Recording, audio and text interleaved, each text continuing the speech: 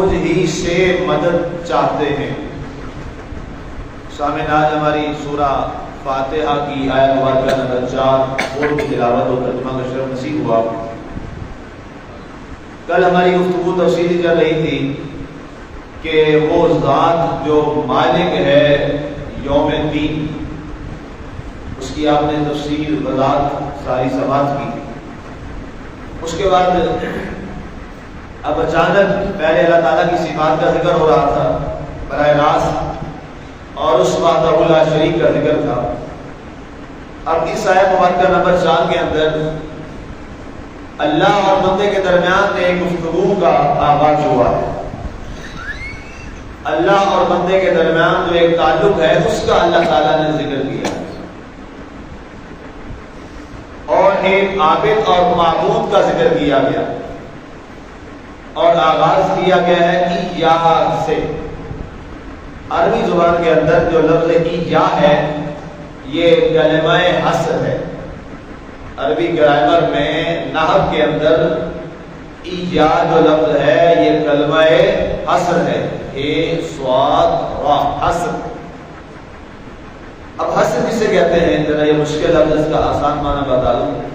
حصر کا معنی ہوتا ہے کسی ایک خاص چیز کا احاطہ کرنا، گھیر لینا، حصار کر لینا، جس سے کوئی چیز باہر نہ نکلے، جو خالصتاً اسی کے لیے۔ ٹھیک ہے جی، اسے حصر بولتے ہیں، اسے کسی کو حصار بولتے ہیں۔ آپ نے اگر کسی چیز کو بند کرنا ہو اور آپ اس کے گرد کوئی ایک بار لگا دیں تو وہ اس کے لیے کیا ہوتا ہے؟ حصر ہوتا ہے، حصار ہوتا ہے کہ یہ اس سے باہر نہیں جا سکتا۔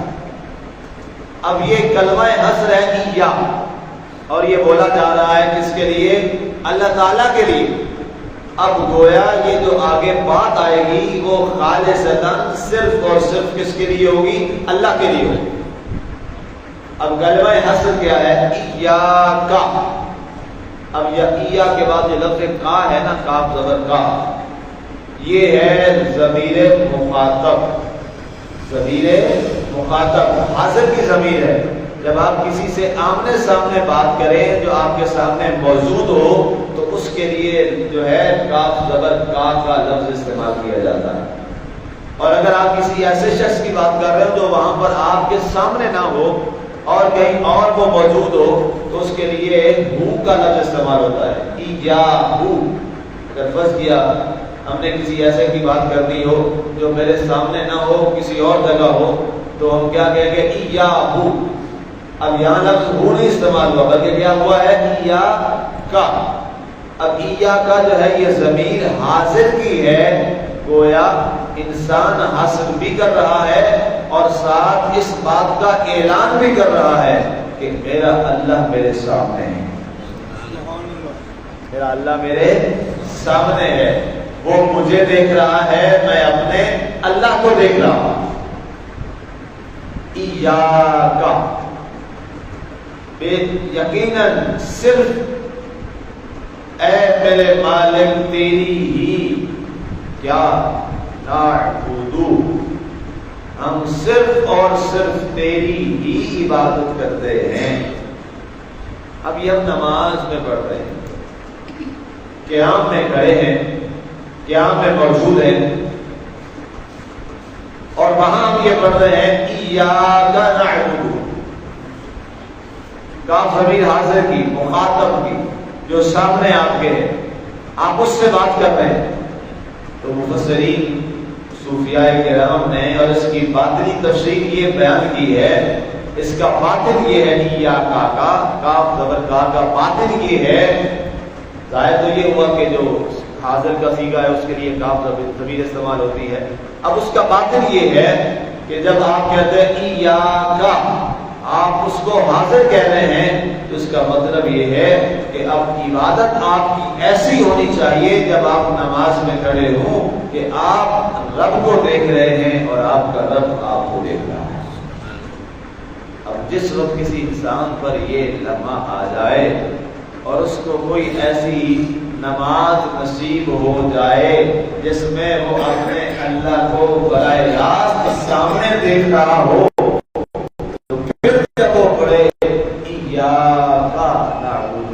اے میرے مالک، میرے سامنے کہنے ہے میں تو صرف تیری ہی عبادت کر رہا ہوں.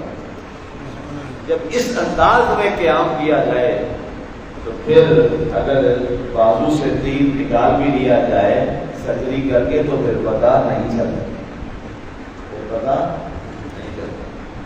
ہمارا تو خیر نماز میں پنکھا لائٹ چلی جائے تو ہمیں تو نماز کی وجہ ساری فکر ہو جاتی ہے، لائٹ کی ایسے ہی ہے.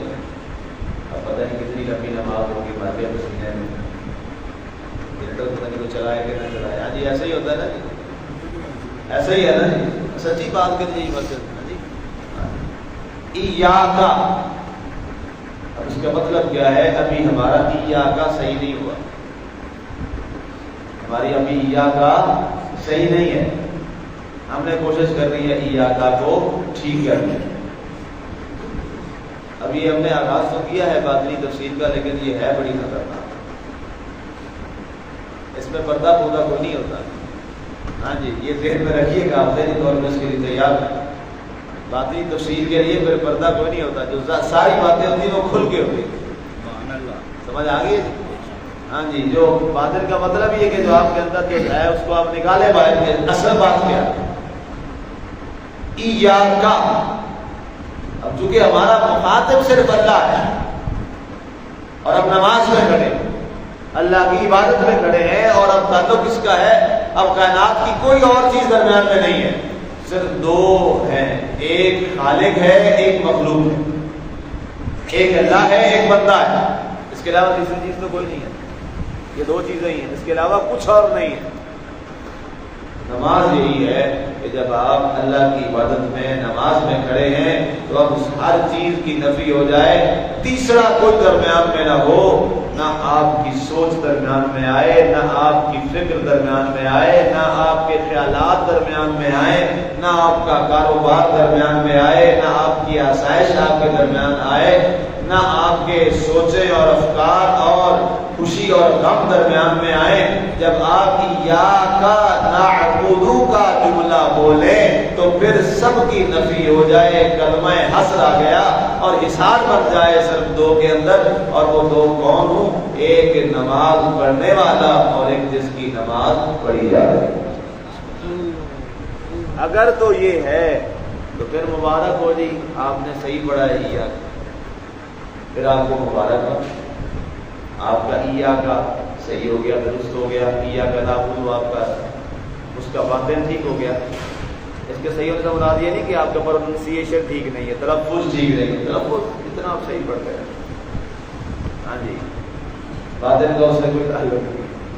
باطن کا تعلق تو ہمارے باطن سے ہے کہ آپ کے اندر کیا چل رہا ہے، آپ کے اندر کیا سٹوری چل رہی ہے. پڑھ تو رہے ہیں ایاکا نعبدو و ایاکا نستعین اهدنا الصراط المستقیم صراط الذین انعمت علیہم غیر المغضوب علیہم ولا الضالین. سلام کرنا یہ بھی بات تاثر کرنا نہیں کرنا، کھانے کا جانا گیا نہیں، تو یہ بھی کرنا یہ بھی کرنا، یہ سٹوری ہے. اس کے بعد یہ بھی ہوگا یہ بھی ہوگا. یہ ساری افکار سوچیں ذہن میں دماغ میں اگر یہ بھی ساتھ چل رہی ہیں اور ساتھ ایاکا نعبدو و ایاکا نستعین اهدنا الصراط المستقیم یہ بھی چل رہا ہے. ہاں لفظ تو چل رہے ہیں لیکن اس کا باطن ہمارے ساتھ نہیں چل رہا. اس لیے ہمیں اپنے ایاکا نعبدو کو پھر باطنی طور پر درست کرنا پڑے گا. اور درست کیسے ہوگا؟ ان لفظوں پر غور کرنا پڑے گا، اس لفظوں پر پوری توجہ کرنی پڑے گی کہ میں نے اب اس کو کیسے درست کرنا ہے. وہ ایسے درست ہوگا کہ جو ہی لفظ آپ پڑھیں ایاکا، یہ ترجمہ اس پہ ذرا ظاہر نماز کا ترجمہ آپ کو سکھانا ہے انشاءاللہ تعالی کا سکھاؤں گا. اس میں فاتحہ شریف بھی ہے، نماز کا حصہ ہے نا. اب یہ آپ ساتھ ساتھ سیکھتے جائیں، میں صرف ایک آیت کروا رہا ہوں چھوٹی آیت. اب یہ ترجمہ کر جا کے یاد بھی کیا کریں تاکہ آپ کو سورۃ فاتحہ جب ختم ہو تو ساتھ آپ کو ترجمہ بھی سارا اس کا اچھی طرح سے یاد رکھیں. اب ایاکا نعبدو اب پڑھ تو رہے ہیں، ہم کھڑے بھی نماز میں ہیں. اب آپ نے ایک بات بتانی ہے، عبادت کہتے کسی کو؟ عبادت کا معنی کیا ہے؟ عبادت کا معنی ہے تذلل تمام ڈکشنریز کے اندر، عجز و انکسار اور اپنے آپ کو حقیر اور ذلیل کرنا کسی کے سامنے، یہ عبادت ہے. یہ بڑی حقارت نہیں ہے کہ آپ ہم سارا ماتا نیچ پر رکھ دیتے ہیں، ظاہری طور پر تو یہی ہے. اسی لیے عربیوں کے یہاں جملہ بولا جاتا ہے طریق المعبد، جو عام راستہ ہوتا ہے نا جہاں پر سب کے پاؤں آتے ہیں اور وہ نیچے ہوتا ہے، اسے عربی میں کہتے ہیں طریق المعبد. یہ راستہ بیچارہ بہت عام اتنا راستہ ہے جو سب کے پاؤں سے ذلیل ہو رہا ہے، سارے یہاں سے گزرتے ہیں. جو شاہراہ عام نہیں ہوتی، شاہراہ عام آپ نے سلب لکھا ہوگا، شاہراہ عام جو عوامی ہوتی ہے، پبلک روڈ ہوتا ہے، جیسے فیروز پور روڈ ہے، یہ کیا ہے؟ یہ شاہراہ عام ہے، یہاں سے سارے گزرتے ہیں. ٹھیک ہے جی. تو شاہراہ عام کیا ہے؟ طریق المعبد. اسی طرح عبادت کیا ہے؟ جہاں انتہا کی عاجزی انکساری ہو کسی کے آگے. تو اسی لیے فرمایا اے اللہ اس کائنات میں آخری جو عاجزی اور انکساری ہے وہ کسی کی نہیں ہے، وہ صرف تیری ہے. سجدہ میں کسی کو نہیں کرتا، سجدہ کرتا ہوں مالک صرف تجھ کو کرتا. سجدہ یہ پیشانی رکھ کے سبحان ربی الاعلیٰ، سبحان ربی الاعلیٰ، سبحان ربی الاعلیٰ. مولا یہ میں کائنات میں کسی کو نہیں کر سکتا اور نہ کر سکتے. یہ صرف کس کے لیے ہے؟ اللہ وحدہ لا شریک کے لیے. ایاک نعبد. اور اگر اس دوران انسان جو ہے وہ کسی اور طرف متوجہ ہو گیا اور کسی اور کے آگے اس حد تک چلا گیا کہ کسی اور کو اپنا معبود نعوذ باللہ مانا، تو بتائیے کیا مسلمان رہے گا؟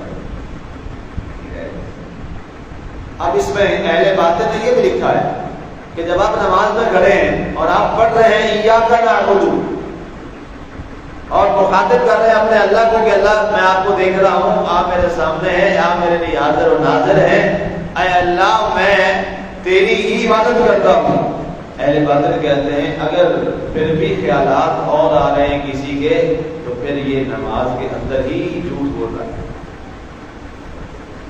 یہ نماز کے اندر ہی جھوٹ بول رہا ہے. وہ جو سوال بہت کرتے ہیں لوگ، آپ سے بھی کرتے ہوں گے، ہم سے تو بہت پوچھتے ہیں، اسپیشلی جب کالج یونیورسٹی میں لیکچرز ہوتے ہیں تو وہاں تو ینگ بچے بہت یہ سوال کرتے ہیں، بہت یہ بچے پوچھتے ہیں وہاں کے. آج کل کے بچے بہت تیز ہیں، سوشل میڈیا کا زمانہ ہے. وہ پوچھتے ہیں جی قرآن میں تو لکھا ہے نماز بے حیائی اور برے کاموں سے روکتی ہے، پھر لوگ نمازیں بھی پڑھتے ہیں، مسجدیں بھی نمازوں سے بھری ہوئی ہیں، نکل کے وقت پھر برائی کیوں کرتے ہیں؟ جی ہمیں بتائیں. اللہ کا فرمان کیا کریں؟ یہ سوال ہے کہ نہیں؟ آسان سوال ہے، مشکل سوال ہے، مشکل ترین سوال ہے. میرے لیکچرز میں جو مجھے سب سے مشکل سوال لگتا ہے وہ یہ، بھائی قرآن ہمارا ایمان ہے نا، قرآن کا کہ گھر سچا ہے، ایسا ہی ہے، کس کا کلام ہے؟ اللہ کا کلام ہے. اس میں تو نعوذ باللہ اگر جھوٹ کا تصور کیا تو ایمان سے گئے، ایمان سے خارج، فوراً ایک لمحے کے لیے بھی سوچا تو ایمان سے گئے. تو جب اللہ یہ فرما رہا ہے کہ بے شک نماز بے حیائی اور برے کاموں سے روکتی ہے، تو یہ تو بات طے ہو گئی کہ نماز بے حیائی اور برے کاموں سے روکتی ہے، یہ تو بات طے. اس میں دوسری رائے ہے ہی کوئی. اب دوسری طرف آ جائیں، لوگ نمازیں پڑھ کے بے حیائی اور برے کام کرتے ہیں. اب اس پہ بات کر رہی ہے کہ کیا کرتے ہیں یا نہیں کرتے. ابھی آپ بتائیں کرتے ہیں یا نہیں کرتے؟ جی کرتے ہیں، اس میں کوئی شک تو نہیں ہے، کوئی دوسری رائے نہیں ہے. اب بتائیں اللہ کے کلام کو لوگ ملا جھوٹا کہیں یا اس کی نماز کو پھر جھوٹا؟ فیصلہ تو کرنا ہے نا کوئی، کیا کہیں؟ اللہ کا کلام تو جھوٹا نہیں ہو سکتا. کیا مطلب ہوا کہ جو اللہ نماز چاہتا ہے، جو برائی اور بے حیائی سے روکتی ہے، ابھی اس کو نصیب نہیں ہوئی، ابھی اس کو وہ نماز نصیب نہیں ہوئی. اسی لیے بے حیائی، برائی، چغلی، غیبت، دغابازی، ملاوٹ، ظلم، زیادتی، سود، فلاں، جھوٹ، فریب، یہ سارا چل رہا ہے. کیوں؟ اللہ نے تو فرما دیا ہے، یہ میرا فیصلہ ہے کہ نماز بے حیائی اور برے کاموں سے روکے گی. ہو نہیں سکتا کہ کوئی نمازی بھی ہو اور یہ کام بھی کرے.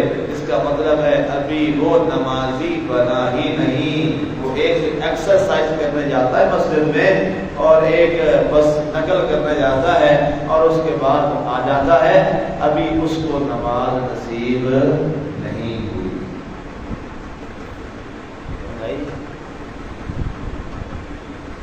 بڑا مشکل کام ہے یہ ویلیڈیشن، بہت مشکل کام ہے۔ باطنی تشریح اور قرآن کا جو باطن جلالی سیوطی نے اسی لیے لکھا کہ آپ ایک باطن کا سفر کرو گے تو تمہاری عقل ٹھکانے آ جائے گی، آگے 7 باطن تو پھر الگ بات ہے، تو اور مشکل سفر ہے۔ اب یہ ہم نے غور کرنا ہے کہ ہم نے اب ایسی نماز شروع کرنی ہے، آج سے شروع کرنے میں رکھا ہے، کیا خیال ہے؟ آج سے کر لیں، ایسی نماز شروع کریں کہ جس کے بعد قرآن کی جو آیت ہے نا کہ نماز جو ہے یہ پورے کاموں سے روکتی ہے، ٹھیک ہے، منع کرتی ہے، وہ بات پوری ہوگی۔ مشکل ہے، کوئی نہیں، شروع تو کریں نا، انشاءاللہ شروع کریں آہستہ آہستہ، کوئی نہیں۔ بندہ جب سفر کا آغاز کرتا ہے تو ادھر ہو ہی جاتا ہے، ہاں جی۔ اب بندہ سفر شروع نہ کرے اور یہی سوچتا رہے اچھا کبھی منزل پہ نہیں پہنچے گا۔ آج ہم اللہ کے گھر میں یہ طے کر لیں، قرآن پاک شروع ہو رہا ہے، آغاز ہے، ابھی ہم یہ 4 آیت پہ پہنچے ہیں، فاتح شریف کا بھی آغاز ہی ہے، تو ابھی تو سورۃ فاتح مکمل بھی نہیں ہوئی، تو اب سفر کا آغاز کرنا میرا خیال ہے ہمارے لیے کچھ آسان ہو جائے گا، کیونکہ ساتھ ساتھ ہماری سفر کے ساتھ ہماری رہنمائی بھی چل رہی ہے، ساتھ ساتھ سفر کے ساتھ چلنا کیسے، سفر میں ساتھ فاتح ہماری رہنمائی بھی کرتی چلی جائے گی، ساتھ قرآن ہماری رہنمائی بھی کرتا چلا جائے گا۔ جب آپ نے کہیں ایک ایسے راستے پہ جانا ہو جو کٹھن راستہ ہو، مشکل راستہ ہو اور انجان راستہ ہو، ساتھ کوئی اگر آپ کو لیڈ کرنے والا ہو، آپ کے ساتھ کوئی کمانڈ کرنے والا ہو، ٹھیک ہے، اور آپ کا کوئی وہاں پہ رہنمائی کرنے والا شخص موجود ہو تو وہ سفر آسانی سے گزر ہو جاتا ہے نا، وہ سفر آسانی سے طے ہو جاتا ہے۔ تو اب جب ہم ابھی سفر کا آغاز کریں گے تو اس سفر میں ساتھ ہمارا جو رہنمائی کرنے والا ہے وہ قرآن ہے، وہ ساتھ ساتھ رہنمائی کرتا چلا جائے گا، انشاءاللہ ہم منزل مقصود پہ پہنچ جائیں گے، ٹھیک ہے جی۔ آج سے ہم نئی کوشش کریں، اب جب اگلی نماز ہم پڑھے نا تو اس میں ہمارا ایاک نعبد کم از کم سیدھا ہونا چاہیے، کیا خیال ہے؟ شروع کریں نا، انشاءاللہ اللہ سیدھا کر لے گا، مل کے دعا مانگتے ہیں، ہاں جی، اللہ تعالیٰ کر دے گا سیدھا انشاءاللہ، کہ ایاک نعبد، اور ایسے کھڑے ہوں وہ ہمیں دیکھ رہا ہو، ہم اسے دیکھ رہے ہیں، اور درمیان میں کوئی تیسرا نہ ہو، اور ظاہر اگر کوئی تیسرا آ گیا تو پھر تعلق تو ختم ہو گیا ایاک نعبد والے۔ ہم نے چونکہ کلمہ حسر میں نے اس لیے پہلے سمجھایا ہے کہ اس دائرے میں اب کوئی اور نہیں آ سکتا، حسر ہے کلمہ، حسر اللہ نے کہا فرمایا ہے، تیری ہی عبادت، تیری ہی عبادت، ایاک نعبد، ایاک نستعین آج نہیں ہو سکے گا، آج سے دیکھ جب پڑھیں گے ایاک نعبد، بس یہی سمجھ آ گیا تو بڑی بات ہوگی ہمارے آگے سے۔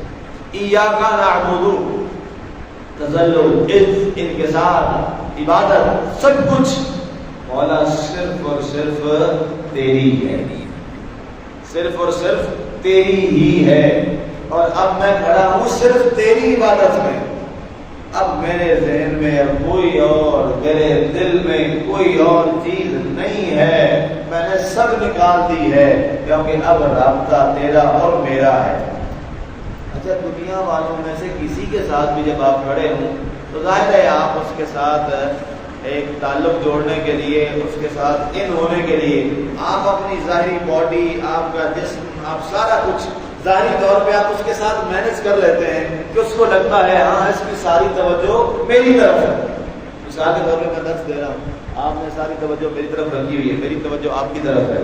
ہو سکتا ہے یہاں کوئی شخص ایسا بھی بیٹھا ہو کہ اس کا چہرہ تو سارا میری طرف ہے، توجہ بھی میری طرف ہے، لیکن اس کا اندر جو ہے وہ کسی اور کی طرف متوجہ ہے، ایسا ہو سکتا ہے، اور میں بھی ہو بھی صحیح، ٹھیک ہے، لیکن مجھے کوئی پتہ نہیں، مجھے اس کا پتہ نہیں ہے، میں یہ دیکھ رہا ہوں جی صاحب آپ کی توجہ میری طرف ہے، لیکن اللہ کے ساتھ یہ نہیں ہو سکتا، کیونکہ اللہ تو باطن کو بھی جانتا ہے۔ آپ یہ کہیں کہ ظاہری طور پر تو جی بالکل سارا توجہ اللہ کی طرف ہے، لیکن اندر اور دماغ میں کسی اور کی طرف توجہ ہو تو اللہ سے تو کوئی ظاہر و باطن ہے ہی نہیں۔ اللہ کے لیے تو سب کچھ ظاہر ہی ظاہر ہے، اس کے لیے تو باطن ہے ہی کچھ نہیں۔ تو اس لیے اللہ سے ایاک نعبد کرنے کے لیے ہمیں سب سے پہلے ظاہر آپ کی توجہ ہو نہ ہو، پہلے اندر کی توجہ اس کی طرف ہو، اور جب اندر کی توجہ ہو جائے گی تو بس پھر کیا ہے، اللہ اکبر، پھر ایاک نعبد۔ پھر جب یہ جملہ ہم پڑھیں گے نا ایاک نعبد، پھر آگے سے جواب بھی آئے گا، آگے سے پھر جواب آئے گا، اور ضرور آئے گا۔ اے میرے بندے، تو نے صرف میری عبادت کی ہے تو پھر سن، میں نے تیری عبادت کو قبول بھی کر لیا۔ یہ جواب ضرور آئے گا، اور ہر صورت جواب آئے گا۔ جس انداز کا دنیا نے مانا ہے کہ ایکشن کا ری ایکشن، جتنی آپ ان پٹ کریں گے اس حساب سے آؤٹ پٹ آئے گی۔ یہ دنیا نے مانا ہے، انگریزوں نے مانا ہے، مسلمان ہونا ہر ایک نے مانا ہے۔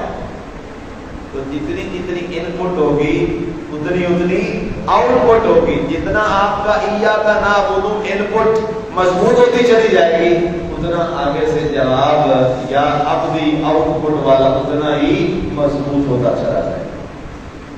تو یہ ہے ایاک نعبد، صرف اے میرے مالک تیری ہی عبادت۔ اور جب کہا آپ نے کہنا ہے نا، یہ ذرا سن لیں، کاف زبر کا حاضر کی ضمیر، تو توجہ یہی ہو کہ میں اپنے مالک کے سامنے دل کو سامنے کر ایاک میرے مالک تو تیری عبادت، ہم تو تیری ہی عبادت، بس تو ہی عبادت کے لائق۔ بس آج کا جو ہمارا سبق ہے، آج کا جو ہمارا سبق ہے، یہ آپ نے سبق جا کے گھر بھی بتانا ہے، یہ بھی بچوں کو بھی بتانا ہے۔ اب کوشش کریں جو یہاں سے سنتے ہیں نا، یہ گھر جا کے بھی بتانا۔ یہ تبلیغ ہے، اللہ کے نبی صلی اللہ علیہ وسلم کی ہر محفل کا یہ اصول ہوتا تھا۔ آپ جب محفل ختم فرماتے، آپ تبلیغ ختم فرماتے، آپ فرمایا کرتے تھے بلغوا عنی ولو کان بی آیا، فرمایا اگر ایک بات بھی تم نے مجھ سے ابھی سنی ہے تو یہ آگے لوگوں میں بتا دو، ہو سکتا ہے تم جس کو بتاؤ وہ تم سے زیادہ اچھا بندہ۔ یہ حدیث پاک ہے، اور ہر خطبے کے بعد یہ جملہ فرماتے ہیں۔ اس لیے میں ہمیشہ آپ کو اکثر یہ جملہ بھی کہتا ہوں کہ جو آپ سنتے ہیں یہ آگے بتایا کریں، یہ آپ کے پاس امانت ہے، اس کو آگے پہنچائیں، امانت کو گھر پہنچائیں، بچوں کو، رشتہ داروں کو، دوستوں کو، بھائیوں کو، جہاں کہیں بیٹھے، جہاں کتنی باقی گپوں کی محفلیں سجتی ہیں، وہاں کوئی آ کر پہ اللہ رسول کی بات بھی کر دیا کرے، وہاں پہ اللہ رسول کی بات بھی کر دیا کرے، ساری محفل پر برکت ہو جاتی ہے۔ اللہ ہمیں آج کا ہمارا سبق ایاک نعبد یہ یاد رکھنے کی توفیق عطا فرمائے، اور آئندہ ہماری جو نماز ہے اللہ ہمیں ایاک نعبد کو سمجھ کر پڑھنے کی توفیق عطا فرمائے۔ آغاز میں مشکل لگے گا، یہ نہیں کہ نہیں لگے گا، بہت مشکل لگے گا۔ شیطان کو تھوڑی طاقت نہیں ہے، بڑی مضبوط طاقت ہے، بہت طاقت ہے، اس نے پھر اٹیک کرنا ہے آپ پہ، ہم پہ، سب پہ، وہ نہیں چھوڑتا، بہت سخت ترین دشمن ہے، اور نماز میں تو آگے پورا اٹیک کرتا ہے۔